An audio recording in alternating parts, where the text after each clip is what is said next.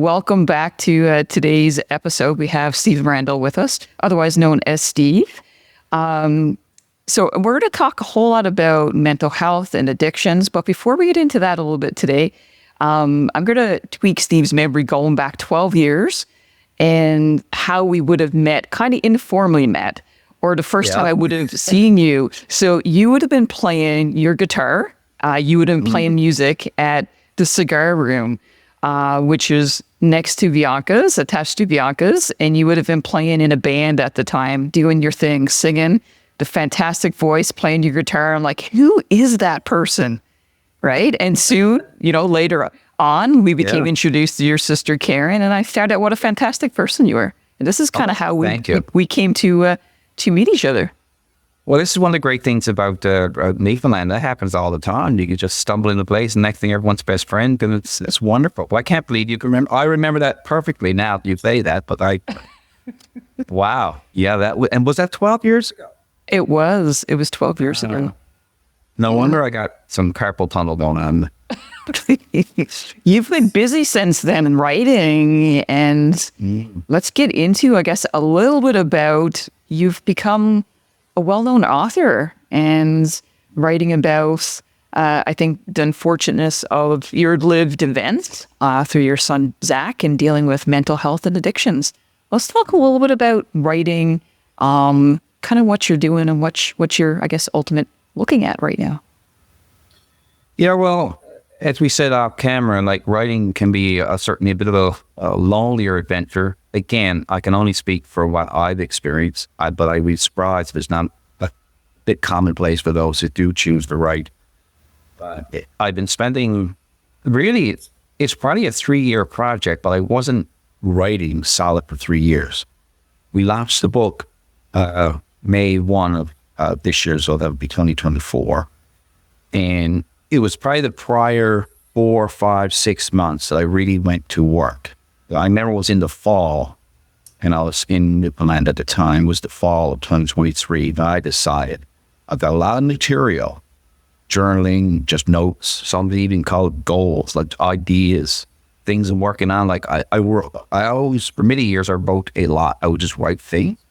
So but it was the fall of 2023, then I decided that I'm going to take all this body of work, we'll call it, and I'm going to write a book. And we felt really called to do it, if I can use a phrase, or I just felt that was what my next step was. And so then that's when I went hard at going back through all the material. Some I used, some I rewrote, some I didn't use. And I spent the next several months really completing the work, and wrote probably half as much again, new, right? Because, every month and year that goes by, you have new distinctions. And I read some stuff I wrote 2.5 years prior that I didn't really feel the same way about it anymore. Which is very interesting what you do. They commit things to paper. And with the current book out there now, like I am sure, and at this point, the insecurities you got to kind of battle your own way through. I am sure I will look back at some of those pages in time, but like, I'd never write that today.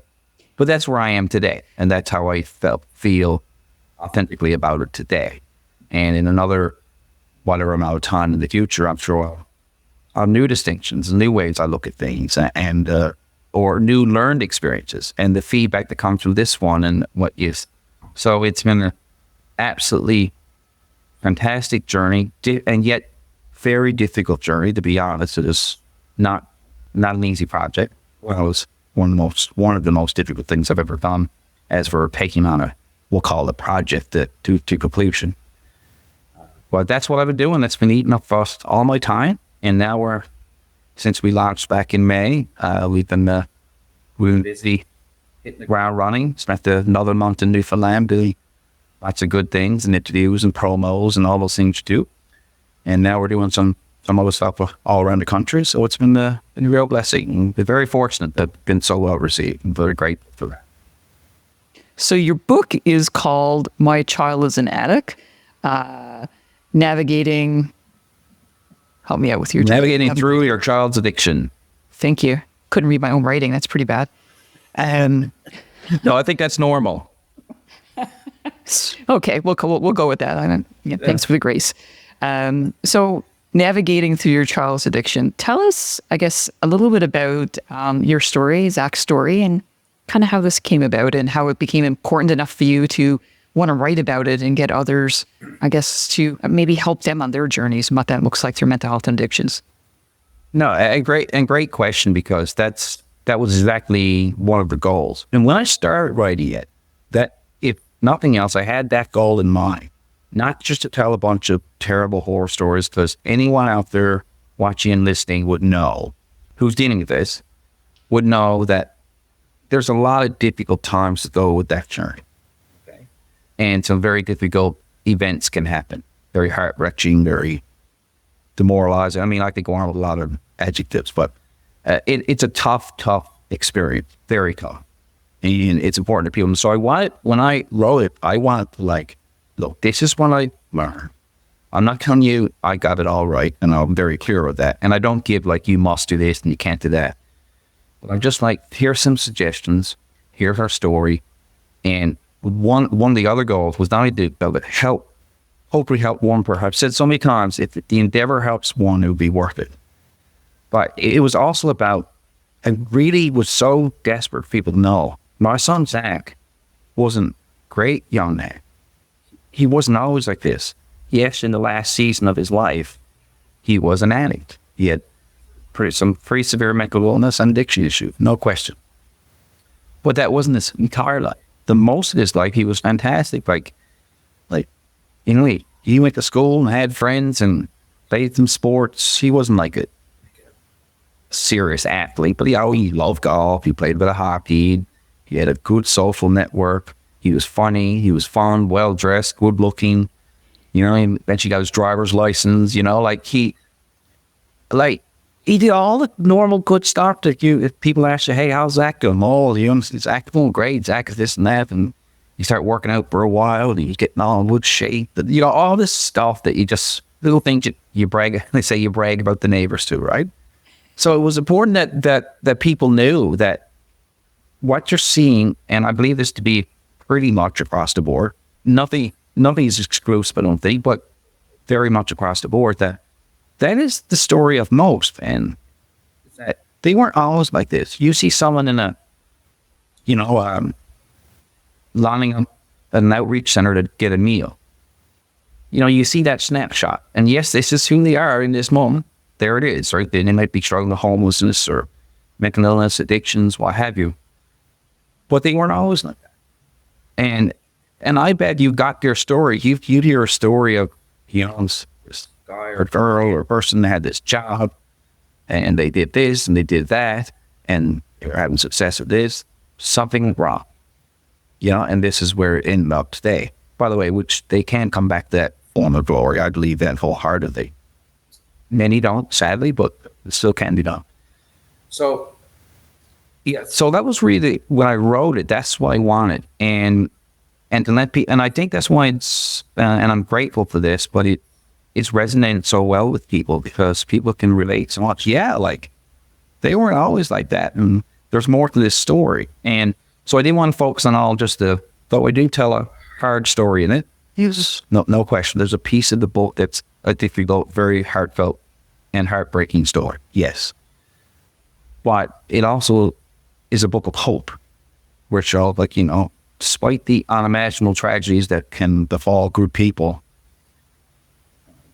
you can build a life other than beyond living with the curse of mental illness and the terrible things that go with active addiction.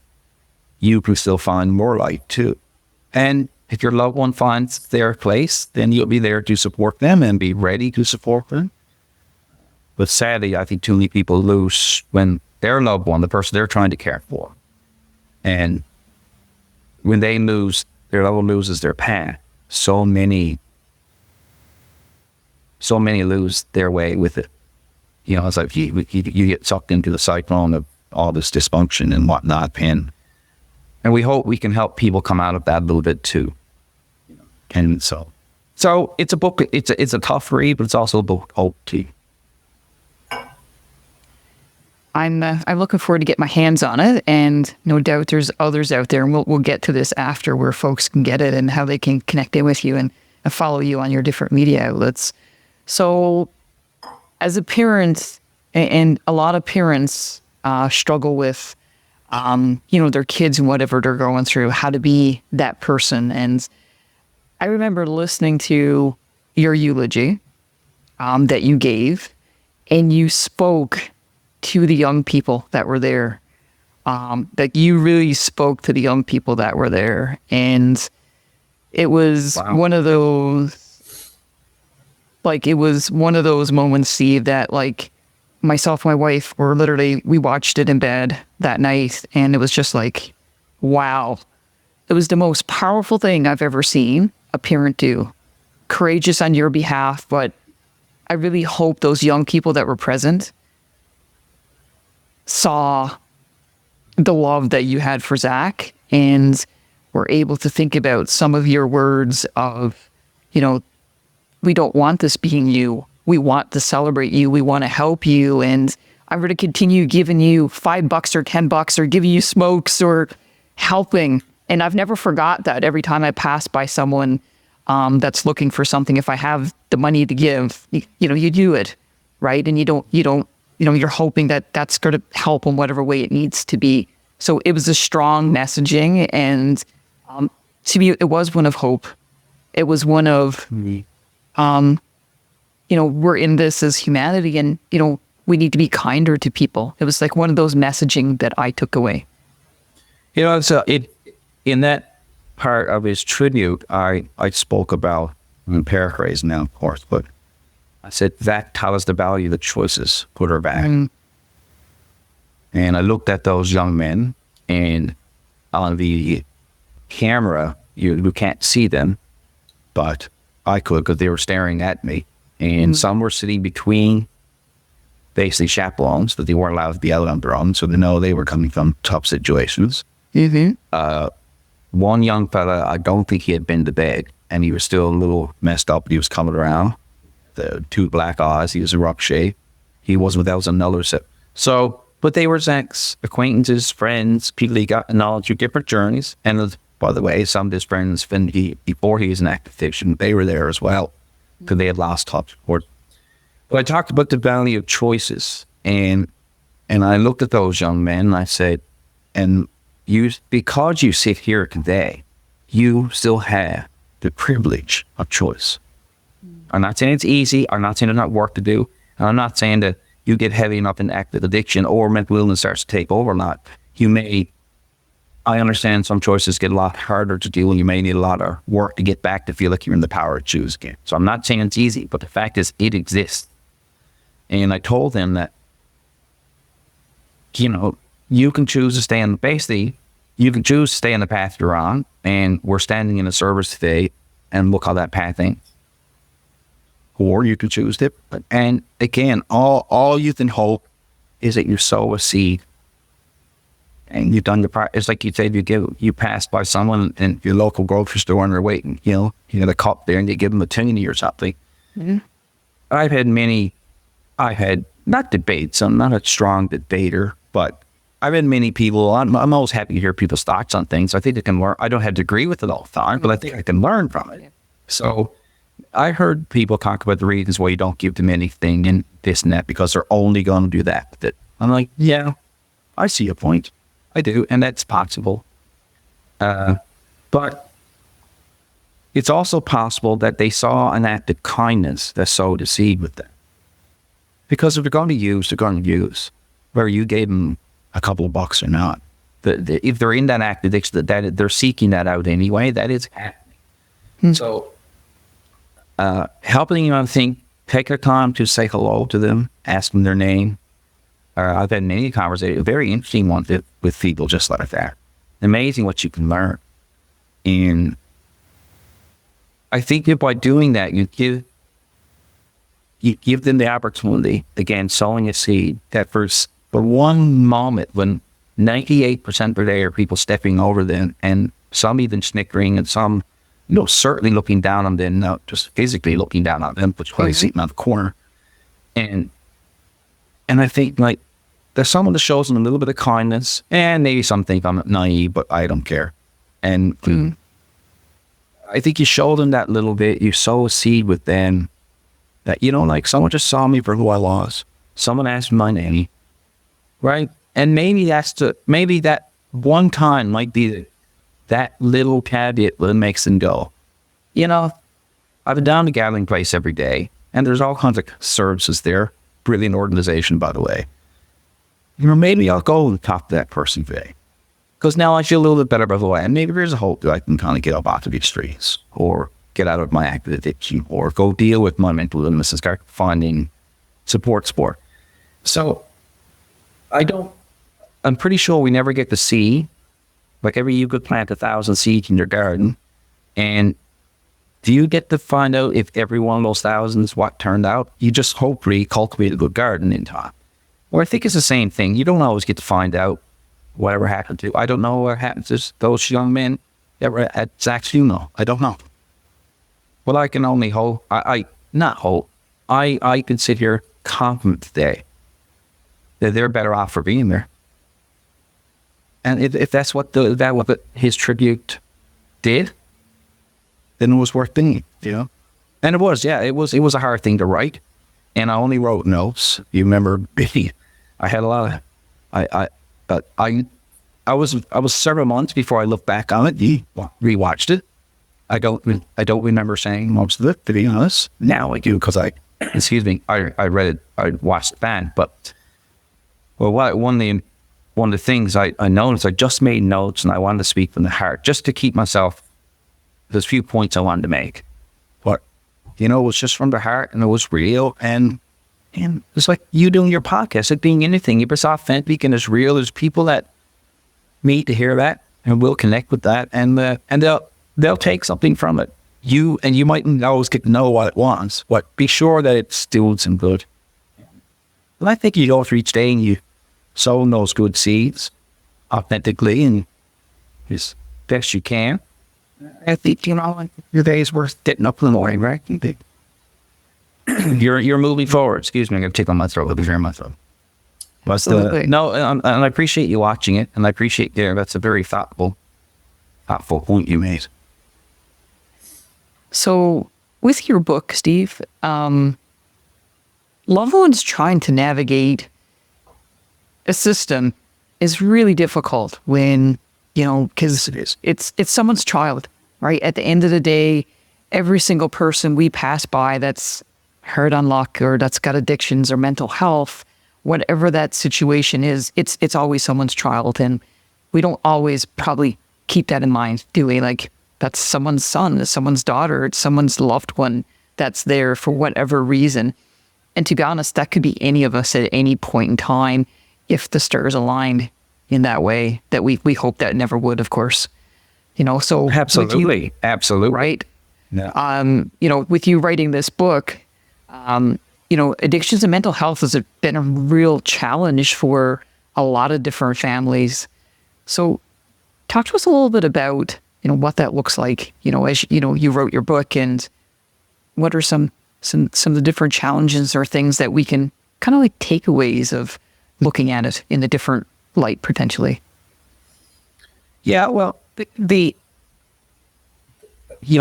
book I wrote, because I could only write from my perspective. I said, as a parent of a child dealing with such things. But it applies to if you're loving and caring for someone who's, in that world, and then it'll definitely apply to you without a doubt, because it doesn't necessarily have to be a parent-child relationship. One of the early things that happened to me, so when I did my first, again, going back to the fall of 2023, that's when I did the first I did an interview on that television show about it. And I think, Stephanie, I was at a point where I just didn't care what people thought. I mean, I just buried my son a couple months prior. Sorry. So I didn't care. You didn't like what I thought. I mean, I was, at the moment you're mentally done. I just wanted, man, we can help somebody. Yeah. And so when I finished up that interview, they had put in my email at the bottom screen. And because they asked me prior, would that be okay? Maybe someone wanted to reach out and you might, maybe you can have a chat with someone that's about to. I've always been like that. Sure. Well, be careful what you wish for, because I was bombarded with stories that were heart-wrenching, but yet similar. And one of the things I learned from that was, like, everyone thinks they did something wrong. Yeah. I don't know where I went wrong. And that was so, like, I don't know if I spoke or heard to you in person, on the phone, emails, what have you. I don't know if there's one conversation I had that didn't slip in there somewhere. Where did I go? I'm like, well, I guess we can all. And what I learned from that was, like, and what I talk to people to this day, is that we all can look back in our lives and find something where we made a decision. We wouldn't make that same decision necessary because we know better. You know better, so you do better, right? But that's normal. Like, no one got everything right. No one was a perfect parent. No one was a perfect friend. No, it just doesn't exist. Yet, when something goes wrong, we can so easily go right to this self-blame thing. Well, I must have done something wrong. A lady told me a story, very wise older lady. We got a lot of respect for her. And she said, listen to me. And she was rough and tough and one of those, and she was great. And she said, listen to me. This is very shortly after that passed. And she said, if your son grew up in a horrible neighborhood and no money, all those typical stereotypical things, the rough and tough kind of thing, people would say, sure, look where he grew up. He didn't have a chance. She said, if your son grew up in the wealthiest neighborhood in town and had the whole world given to him, and always had the nicest car and the nicest clothes and that whatever, he said, people would say to you, look how he grew up. Sure, he never had a chance. And like, isn't that true? Because it can happen, period. And you sit there and blame yourself. Not saying we can't look back at things in the past and learn from them and be better before. I think that's basically that's the most value the past has to me. The most of it is a waste of time, folks. Now, but if you can learn some things, okay, I can do better now because I saw how that turned out. But so many people go into self-blame, and one of the things in writing a book was to make sure that, not to make sure, because I can't do that, but to at least do my part to say, this is the biggest emotional waste of mental energy you're ever going to have. If dredging up the past and all the things you did wrong, and therefore they're like that. You can look back at your past to learn from it, but correlate that thing that connects to, therefore this person is their loved one is now off the rails in some bad way because you did something in the past. And definitely I can't remember a situation that didn't come up, and I've talked to hundreds. And the other thing, all people, and I understand this desperation too well, all you want to do is fix it. Anything to fix it. And learning that, this is why I talked about the 3 C's in the book, in which I learned from a person very much smarter than I. And you got that you didn't cause their addiction. You can't control their addiction. You can't cure their addiction. And when I was first told that, I had never heard that before.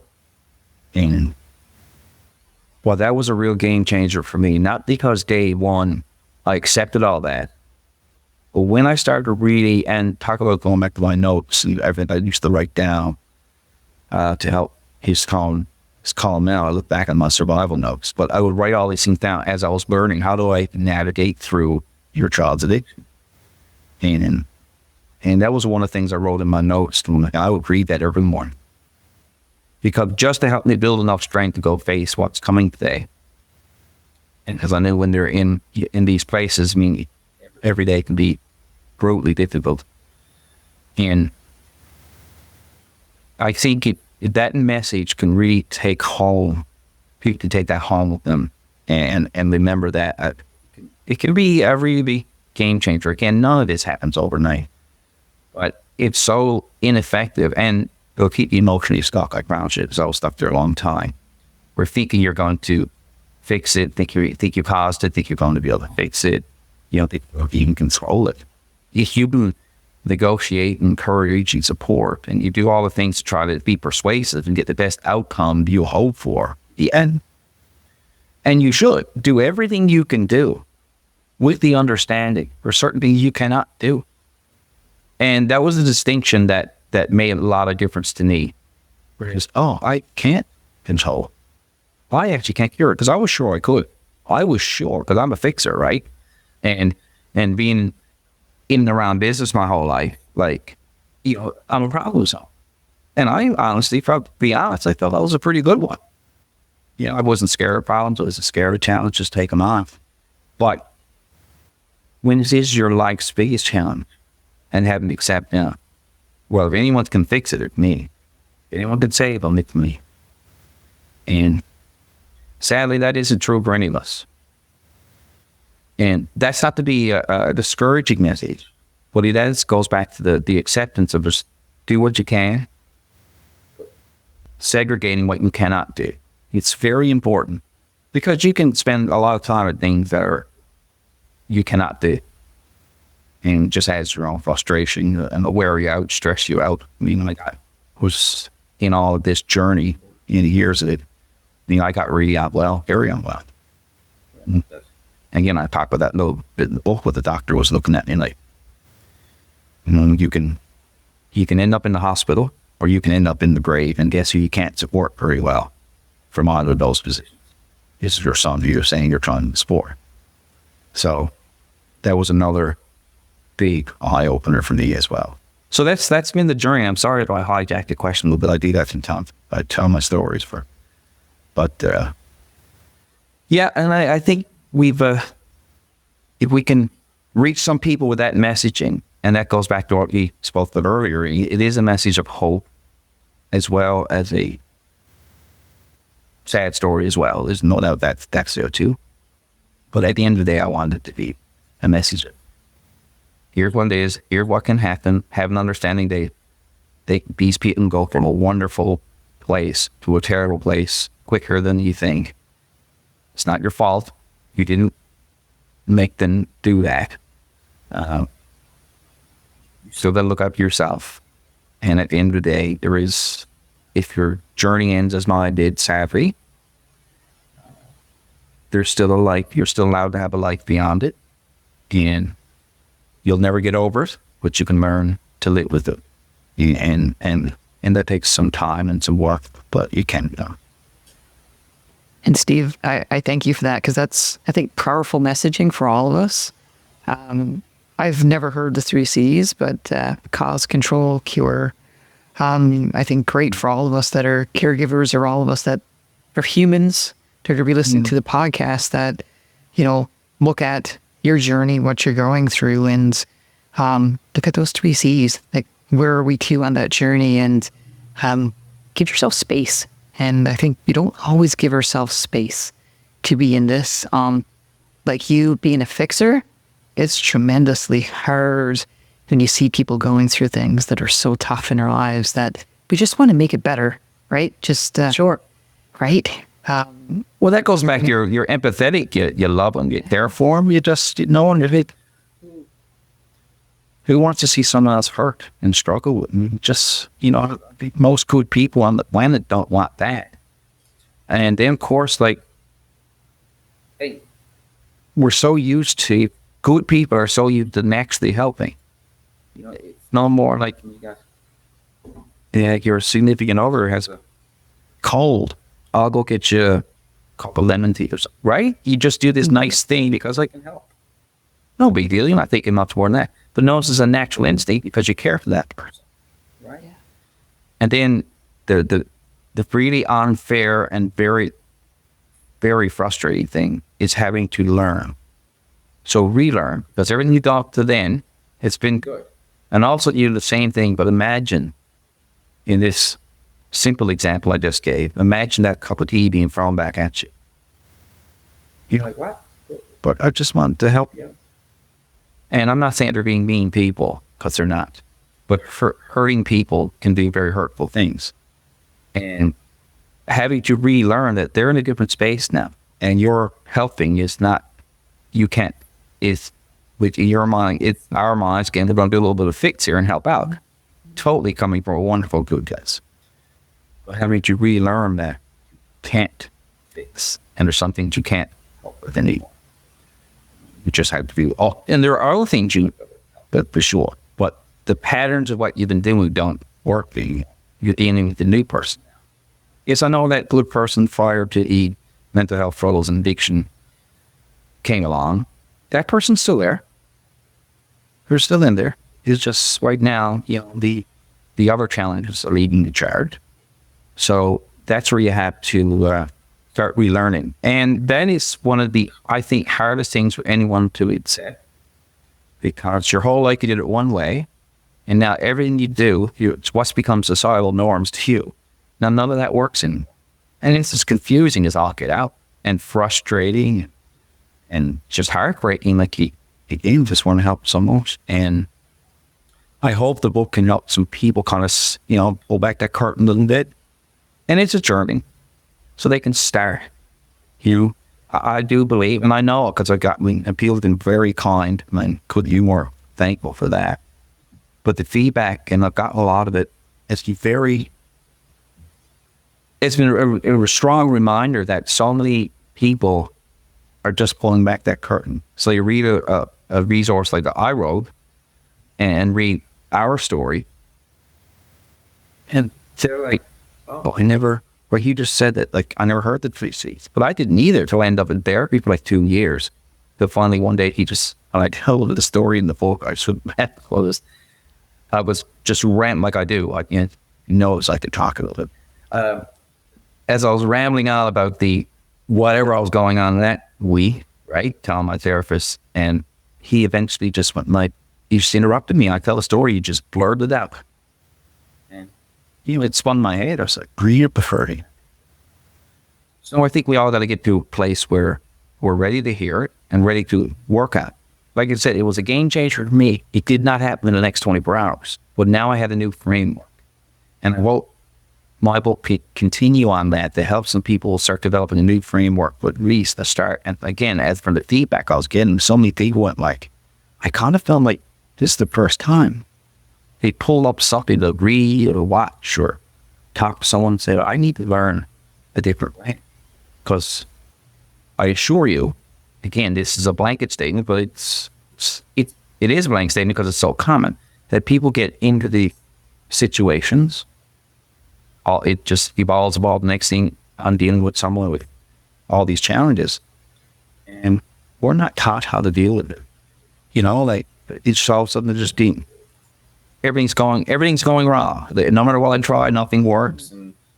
And so I hope it could be some value to people to start seeing, okay, of course it didn't work. I can tell you now, I have people that, well, I'm going to go try this, and I can tell them, I'm telling you right now, that will not work.